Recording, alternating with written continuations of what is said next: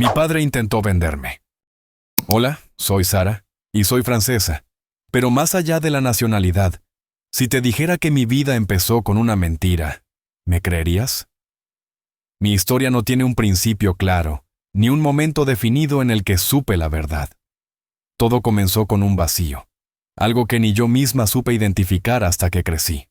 Cuando nací, mi padre no estaba allí. No había ni un solo vestigio de su presencia en el hospital. Aquella mañana, en lugar de él, un hombre que no conocía vino a darme su apellido, un apellido que no tenía nada que ver conmigo. Ese hombre ni siquiera era mi padre, sino un amigo de él. Durante años, lo único que conocí de mi identidad fue ese nombre, el que me otorgaron, pero que no pertenecía a mi verdadero padre. Ese apellido me fue dado por alguien que jamás se preocupó por mí, alguien que no quiso que mi madre fuera feliz, alguien que, sin pensarlo, me sumió en una mentira. ¿Por qué lo hizo? Porque quería que mi madre se casara con él. Eso era todo lo que importaba para él. Tenerla para sí, tenerla para su conveniencia. Mi madre nunca me lo dijo en voz alta, pero yo sentí su dolor. No importaba cuánto intentara explicarlo, el vacío seguía ahí. Ese apellido era solo un símbolo de una vida que nunca había sido mía. Pero por otro lado, lo acepté. Al principio, ni siquiera supe que era una mentira. En mis primeros años, como cualquier niña, solo quería pertenecer a algo. Y ese apellido, aunque ajeno, era lo único que tenía. Los recuerdos de esos días se mezclan con una sensación extraña de incomodidad. En las reuniones familiares, cuando mencionaban a mi padre, me sentía como una intrusa en una historia que no era mía. A veces, los adultos hablaban de él como si estuviera ahí, pero nunca lo estaba. No había carta, no había llamada, y mucho menos una visita. Solo su nombre, y ni siquiera era mío. Yo no lo entendía en ese momento, pero la verdad estaba esperando a salir a la luz. La verdad sobre por qué mi vida y mi identidad nunca habían sido lo que parecían. Siempre hubo algo inquietante en todo esto. Aunque crecía rodeada de amor, sabía que había algo que no encajaba, como si mi vida estuviera cubierta por una capa de niebla que no lograba despejarse. Recuerdo cuando me contaban sobre él, ese hombre que nunca conocí. Y a veces pensaba que quizás era todo un cuento inventado para darme alguna excusa, alguna razón por la que mi vida era diferente a la de otros niños. Pero mi madre nunca me dio respuestas claras. Ella estaba callada, casi como si temiera hablar de él. Era como si me estuviera protegiendo de algo, de alguien. El vacío en mi vida seguía creciendo, porque no importaba cuánto preguntara, no había respuesta completa. Solo fragmentos, susurros entre familiares. Yo no entendía entonces, pero una parte de mí siempre lo sentía, como una sombra que me perseguía. Hasta que un día, algo cambió. Una noche, mi tía, que trabajaba como policía, llegó a la casa con una expresión seria, diferente a la habitual. Mi madre la miró, sus ojos ya cansados de esconder secretos, y yo supe que algo importante estaba a punto de ser revelado. Fue entonces cuando mi tía, con voz temblorosa, habló sobre las investigaciones que había estado realizando. «Ese hombre», dijo mi tía, «quiere venderte. Quería enviarte a Túnez, venderte a unos tipos raros». El mundo se detuvo. No entendí en ese momento lo que me estaba diciendo, pero algo en mi interior se rompió. Mi madre, al escuchar esas palabras, se desmoronó. Yo no entendía cómo. Pero ahora todo tenía sentido. Mi padre no solo me había abandonado, me había vendido, como si mi vida no tuviera valor más allá de un objeto que podía entregar a otro. Esa fue la verdad que no quería saber, la verdad que me atravesó como un cuchillo. Mi existencia, la que había creído, la que había dado sentido a mi vida, era una mentira tejida por un hombre que ni siquiera se dignó a ser mi padre. ¿Cómo podía ser esto? ¿Cómo podía alguien ser tan cruel? Mis ojos se llenaron de lágrimas, pero no pude llorar.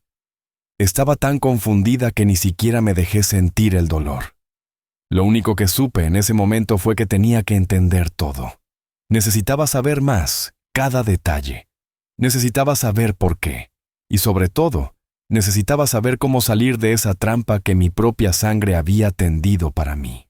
La revelación sobre lo que mi padre había planeado me dejó atrapada en un torbellino de emociones. No podía dejar de pensar en el horror de la idea, en lo que habría significado si no fuera por la intervención de mi tía. ¿Qué hubiera sido de mí? ¿Qué clase de personas se habrían llevado a una niña como yo? Las imágenes eran aterradoras, y no podía apartarlas de mi mente. Mi madre pasó los días en un estado de shock. Era como si una capa de protección que había mantenido durante años se hubiera desmoronado de golpe. Había hablado tan poco de él, de esa parte de su vida, que no sabía si su dolor venía del hombre que ella había amado alguna vez o del hombre que, ahora, parecía ser un completo extraño. Mi tía, tan decidida, había seguido el rastro de las pistas con diligencia. Después de su denuncia, las autoridades no tardaron en moverse. Nadie podía imaginar que una madre pudiera estar tan cerca de perder a su hija de esa manera. Mi tía insistió: «Ese hombre ya no puede acercarse a ti. Hay un juicio y está siendo deportado». Todo pasó tan rápido que casi no pude procesarlo. Pero lo peor vino después. La imagen de mi padre, a quien nunca conocí, era ahora la de un hombre que había tratado de venderme. Ya no era solo una sombra en mi vida. Ahora era la razón de un dolor profundo, de un vacío que se convirtió en rabia. No podía dejar de preguntarme cómo pudo hacerle esto a su propia hija. No podía dejar de imaginarme los otros niños que, tal vez, sí habían caído en sus manos. Mi madre no me hablaba de él con odio, sino con tristeza, como si aún, en el fondo, algo en su corazón le doliera por lo que había hecho. Pero yo no podía compartir esa pena. Todo lo que sentía era ira. Ira por el tiempo perdido, por el apellido que no era mío, por la vida que había sido elegida para mí sin que me preguntaran. Ira por haber sido usada, como si fuera una moneda de cambio. El juicio pasó. Mi padre nunca regresó a Francia. El juez dictó la sentencia. Debía irse a Túnez y nunca más regresar. No sé cómo, pero en ese momento algo dentro de mí se rompió de una manera extraña. No era alivio, no era justicia, era solo vacío. Quizás lo único que realmente sentí fue la confirmación de que esa parte de mi vida ya no podía cambiar. Pero, en otro sentido, me liberé, porque la sentencia no solo significaba que él nunca regresaría, sino que, por fin, yo podía ser libre de su sombra.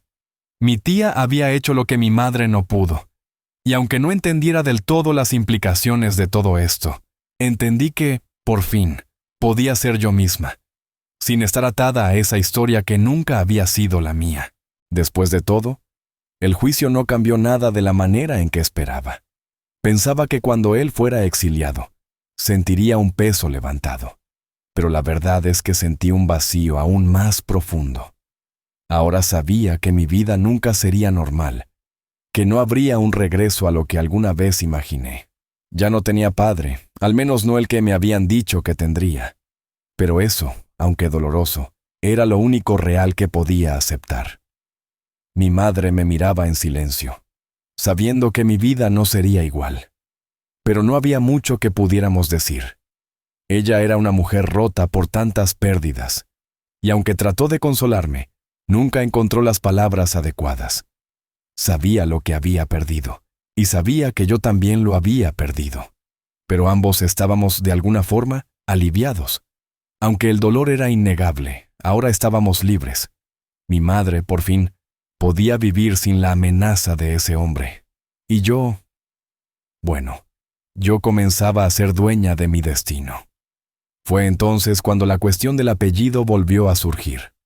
Hasta ese momento, siempre había llevado el apellido de mi madre, como si, en algún rincón de mi ser, supiera que era la única conexión que realmente valía la pena. Pero ahora, al liberarme de su sombra, entendí que no debía cargar con una identidad que nunca había sido mía. Ya no quería ese apellido de mentira.